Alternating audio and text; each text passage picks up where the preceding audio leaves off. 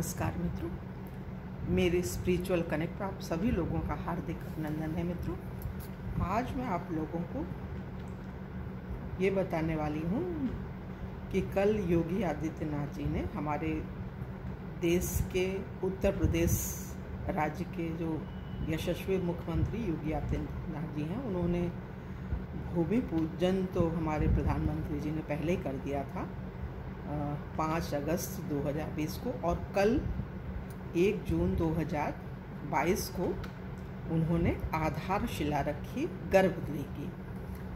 जो भगवान का मंदिर बनेगा तो उसमें सबसे पहले जो गर्भगृह है भगवान रामलला जिसमें स्थापित होंगे, उसकी स्थापना के लिए जो गर्भगृह बनेगा उसका शिला, उसका पहला नींव का पहला पत्थर उन्होंने रखा।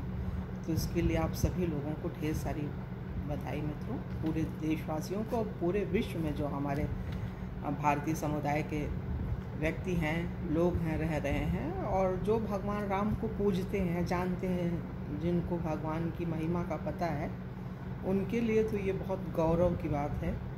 और गौरव की बात इसलिए है कि उनका इंतज़ार ख़त्म हो जाएगा 2024 में, 24 जनवरी 2024 में। उसमें ब्रेकिंग आ रही थी टीवी में, हम लोगों ने जो देखा था उसके हिसाब से 24 में ये भव्य मंदिर बन के तैयार हो जाएगा और हम सभी लोग दर्शन के लिए जाएंगे और भगवान का आशीर्वाद ले सकेंगे मित्रों। तो ये तो बहुत ही गौरव की बात है। और भगवान चुनते हैं, ऐसे व्यक्तियों को चुनते हैं। सोचिए कि केंद्र में हमारे प्रधानमंत्री मोदी जी हैं और राज्य में योगी जी, और वहाँ पे सोचिए ये 3 मंदिर हैं।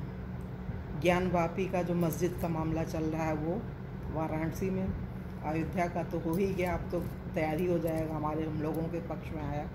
और इसके बाद मथुरा, ये तीनों उत्तर प्रदेश के ही मंदिर हैं।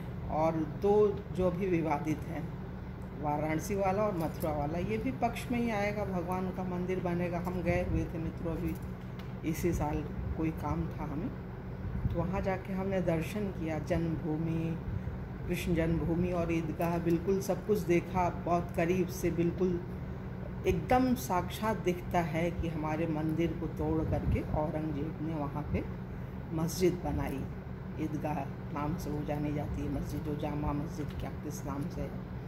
तो बड़ा दुख होता है, इतनी सारी जगह है हिंदुओं के मंदिरों को तोड़कर। वो क्रूर राजा तो था ही, कोई अच्छा तो था नहीं। उसने अपने पिताजी को कैद करा लिया था, भाई का वध करके उसका मर्डर कर दिया था, जो बहुत अच्छा भाई था उसका।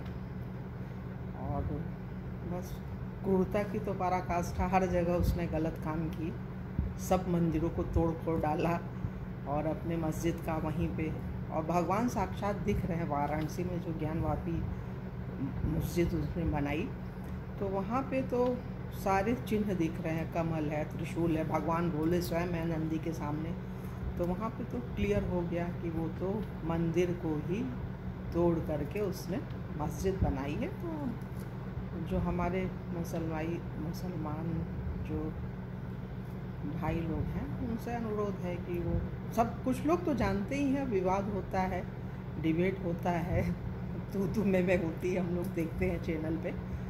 तो कुछ तो मुसलमान भाई जो समझते हैं, वो तो कहते हैं हिंदुओं की चीज़ है, उनको दे देनी चाहिए, उनका मंदिर है। बात भी सही है, ऐतिहासिक है, सब लिखा हुआ है ग्रंथों में, पुस्तकों में। तो वो जान भी रहे हैं, फिर भी विवाद करते हैं कि नहीं ये मेरा है। आखिर क्या हुआ? अयोध्या में जीत मिली, वहाँ बना, ज्ञानवापी में भी विजय ही मिलेगी, और फिर मथुरा में भी। तो दोनों जगह मंदिर है, थोड़ा और विकसित बनेगा। जगह जो है भगवान की है, तो भगवान को मिलनी ही चाहिए। और इतना बड़ा देश है, बहुत सारे मस्जिद हैं, आप पूजा कीजिए, कोई ज़रूरी है किसी में करेंगे।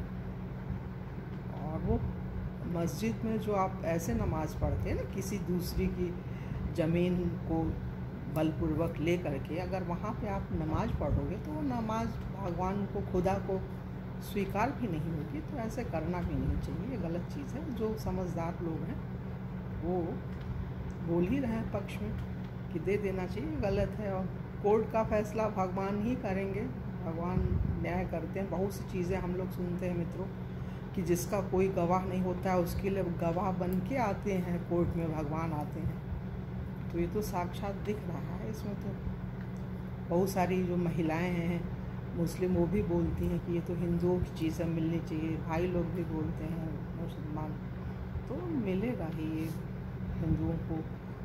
उनकी चीज़ है। अब जब उनका शासन था, ज़बरदस्ती बलपूर्वक लिया, भगवान ने एक हिंदू शासक को बिठाया है, तो पक्ष में फैसला आएगा ही, वो बनेगा। एक चीज़ बन रही अयोध्या में राम मंदिर, वहाँ पे फिर वाराणसी में, फिर मथुरा में, तीनों जगह जो है आएगा ही फैसला पक्ष में। और बस भगवान से प्रार्थना है कि सद्बुद्धि दीजिए प्रभु इन लोगों को, और बगैर किसी वाद विवाद के एक आपसी सामंजस्य और समझौते के साथ हिंदुओं की चीज़ उन्हें मिल जाए और वो अपनी आराधना करें। उनको मस्जिद बनानी है, बहुत सारी जगह है जहाँ उनको ठीक लगे बना के अपना वो नमाज़ पढ़ें, कोई दिक्कत तो है नहीं। तो हम सोचते हैं इसमें अब ज़्यादा कुछ न बोल करके भगवान के चरणों में समस्त देशवासियों की सद्भावना को नमन करते हुए अपनी वाणी को विराम देते हैं। और फिर किसी वीडियो में आप लोगों से पुनः मिलेंगे। तो तब तक के लिए जय हिंद, जय भारत। ओम शांति, ओम शांति।